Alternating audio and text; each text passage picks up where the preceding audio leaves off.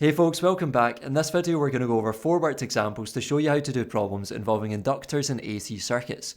Now if you haven't already done so, check out my theory videos on inductors and AC circuits and inductive reactance, as that way you'll be able to apply your knowledge of those videos to try the questions in this video. So let's get started. Question 1 says to sketch a graph to show how the current in an inductor varies with 1 over frequency in an AC circuit.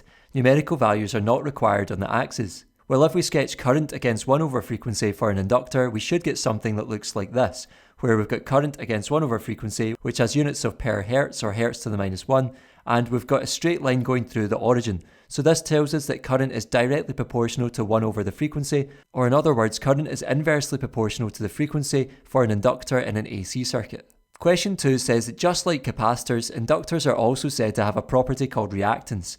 Part A says to find the term inductive reactance and state its units.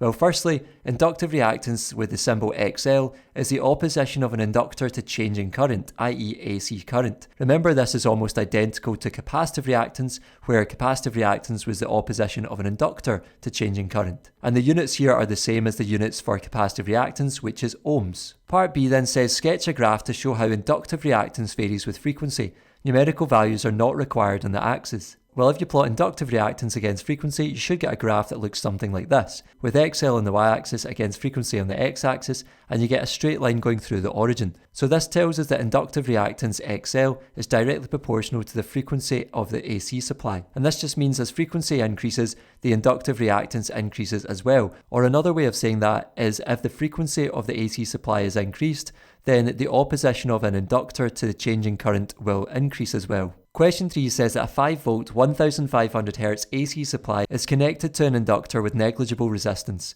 A current of 2.0 milliamps flows in the circuit. Part A says to calculate the reactance of the inductor. So writing down we know from the question, we're trying to find XL. We know the inductor will have a maximum voltage of 5 volts across it, which is the same as the supply voltage. And we know the current is 2.0 milliamps, which can be rewritten as 2.0 times 10 to the minus 3 amps. So writing down our equation relating inductive reactance to voltage and current, we get XL equals V over I. Substituting in the numbers gives us 5.0 divided by 2.0 times 10 to the minus 3, which if you put into your calculator should give you an answer of 2500 ohms.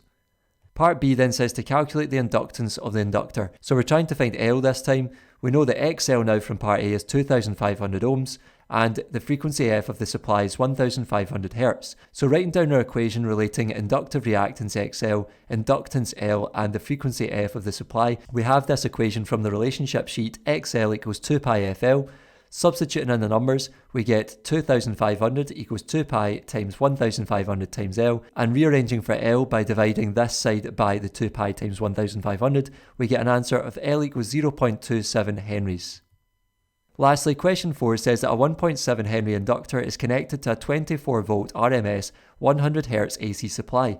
Calculate the value of the r.m.s current in the circuit. Well, here if we want to find the current, we know a voltage but we don't know what the inductive reactance XL is. So we're going to have to find that first using an equation other than the one for inductive reactance that is in terms of the voltage and current. So there's 2 parts to this question. We first need to find the inductive reactance XL and then the current I. So XL is what we're trying to find. Frequency F is 100 Hz and the inductance L is 1.7 henries.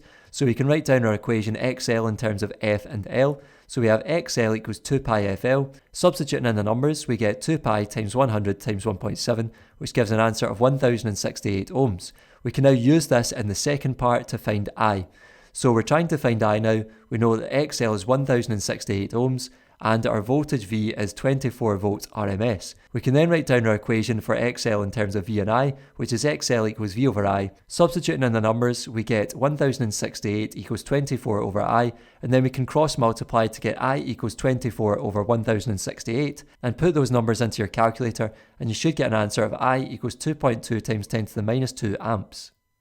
That's all for this video folks, thanks for watching. If you made it to the end, I really appreciate it. Make sure to give the video a thumbs up, subscribe to the channel, and I'll see you in the next one. Take care.